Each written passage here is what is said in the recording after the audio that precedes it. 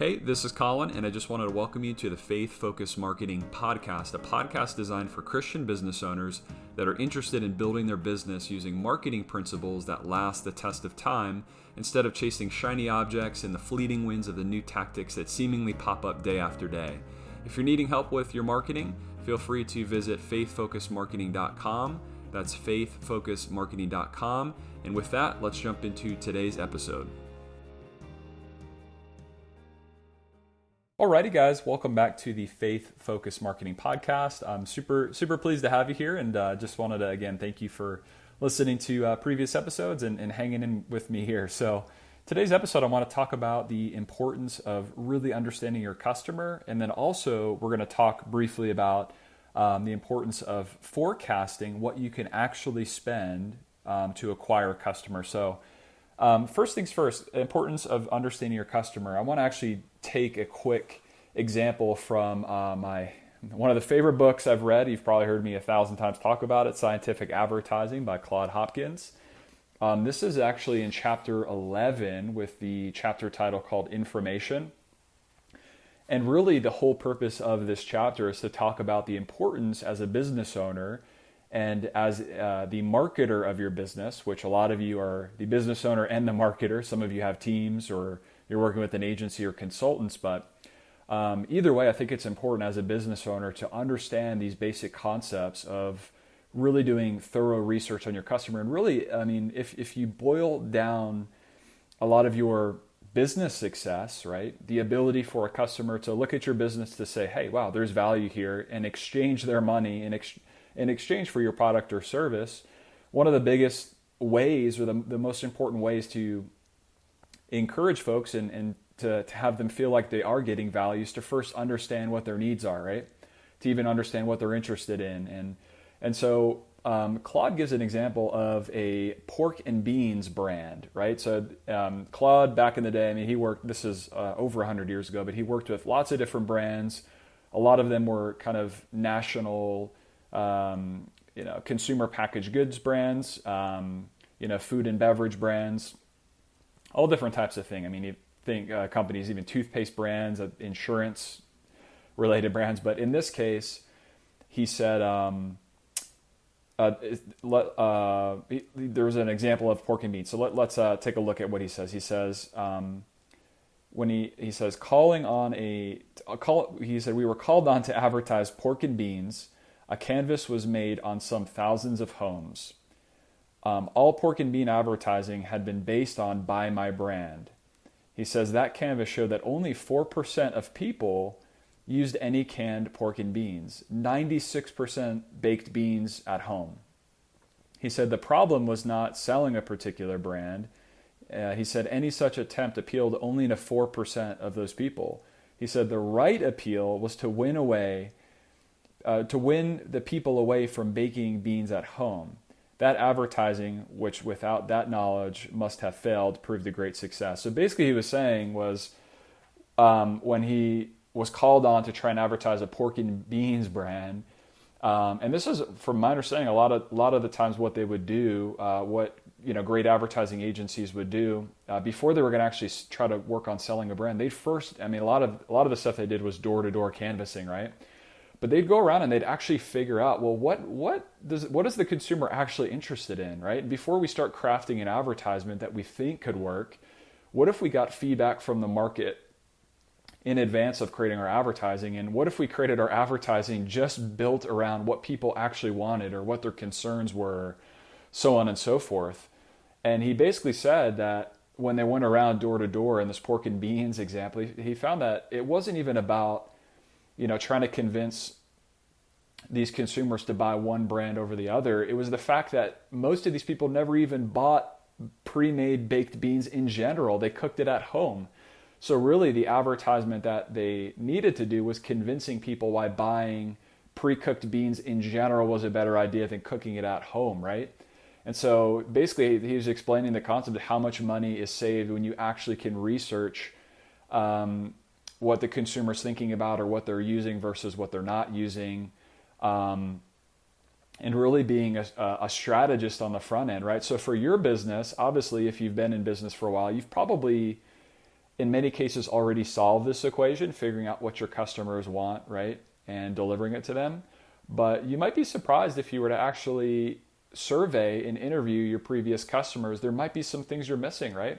And there might be a couple gold nuggets that they share with you that you're like, wow, okay, I didn't even realize you thought about that. Or you might talk to 10 people and 8 of them say the same thing that you've never really thought much about. And then you could start crafting those things that they mentioned to you and put that into your advertising, in your messaging and your copywriting. And you might find that using that certain type of messaging in your headline or in the body copy based off of direct customer feedback and interviews, you might get a much better result with your advertising message. Or you might come up with a new product. You might think, hey, we could totally produce that for our customers, and we can bolt that on as another addition to our product suite or our service suite, etc. So I just think there's a lot of value in going directly to the consumer and spending time with them and asking them questions. I think getting that feedback will be really important, because at the end of the day, your success or failure with a marketing campaign or business in general relies on your customers deciding to pull out their credit card and do business with you or not. And the reason they'll do that or not is if they feel like they're getting value and you're solving a problem. And it's really behooves us as business owners, right, or marketers, to really get ultra clear on what your customer is trying to solve. And again, maybe we're 50% of the way there, but there's maybe perhaps another 50% that we're just not totally addressing. That if we just could understand what that is and get a little bit of a clearer picture, our advertising can be more crisp, where when our prospective market sees the advertisement, they think, wow, it really feels like you're almost reading a page in their diary, so to speak. So I think it's important. So kind of a practical tip perhaps is see if maybe there's, if you have a select handful of customers, if you have an email database, I mean, maybe you can offer, of course you can always incentivize, maybe pay them for their time, where either you or, someone on your team can actually sit down. You could schedule a couple, maybe it's Zoom calls or phone calls, and just have a conversation with your customer database, folks you've already worked with, and ask them different questions of what they were thinking before they worked with you. What were some of their concerns? What were some of their fears prior to working with you? Things of that nature, and just write down all the information you get. And if you talk to 10 or more customers, you might stumble on some different things that you just never realized that they were thinking about, right? And again, that might change how you structure your advertising messaging. It might allow you to open up a suite of, again, new offers, new products, new services that you never had before that you could totally deliver on. Things like that. I think it is very much time well spent when you can interview someone that's already paid you, and just go deeper into their brain, right? And again, you might just incentivize them, maybe give them a gift card, or you give them, some sort of free service or product if that's applicable for your business. To, of course, you want to incentivize people for their time. Also too, I mean, I have this is not like a pitch or a plug, but I did put together a marketing strategy sheet for myself, when it comes to thinking about consumers, and even when it comes to if I'm gonna launch a marketing campaign for a client, I'll go through this marketing strategy sheet I created for myself, and there's really nothing ultra special about it except for I just basically try to organize all of the potential questions I would need to ask a business owner if I was going to create a campaign for them, for me to get ultra clear on their customer, what their customer was thinking about prior to working with their business, what alternatives they had, what they've already tried in the past, etc. And by the time I get through that sheet, I have a really clear picture of who the customer is. And a lot of times when I've worked with business owners through the sheet, a lot of times they didn't necessarily have the answers for those questions. They're like, wow, that's a good question. I don't actually know what our customer thought, or whatever the case was. And it's just a really good thought experiment. And I think it's a great tool. So if you'd like that, feel free to reach out. I'd be happy to give it to you for free. There's no strings attached, or no catch or anything like that. You could feel free to shoot me an email at info@faithfocusmarketing.com. Just let me know you want the marketing strategy sheet. I'll just email it over to you. Feel free to use it. So that's that.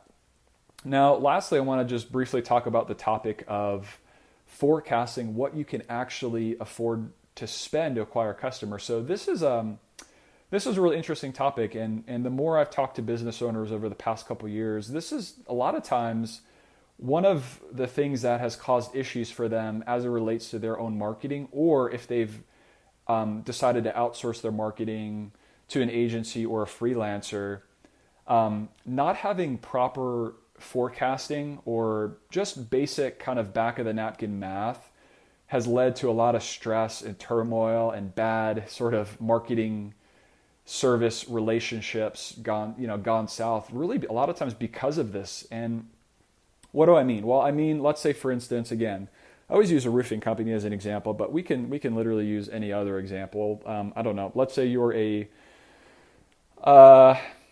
let's say you're a custom pool builder and you build custom pools for people, right?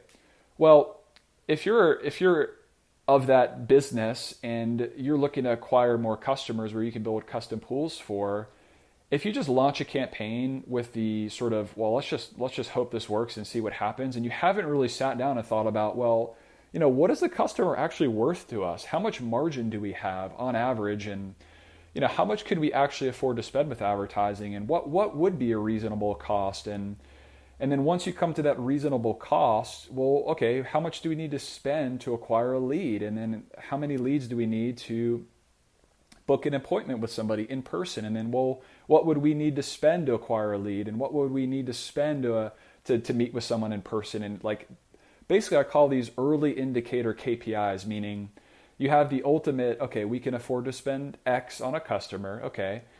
So back of the napkin math says that we need X amount of leads to get one in-person meeting. And on average, it takes our team X amount of in-person meetings to acquire a new customer, right? And you sort of back your way into these early indicator KPI metrics, meaning, hey, if we can get a lead for $50, and if we can get an in-person meeting for $250 or $300 to meet with somebody in their house, that's an early indicator that we would probably be on track to acquire a customer at $3,000 a customer or $5,000 a customer or whatever it looks like for your business, right?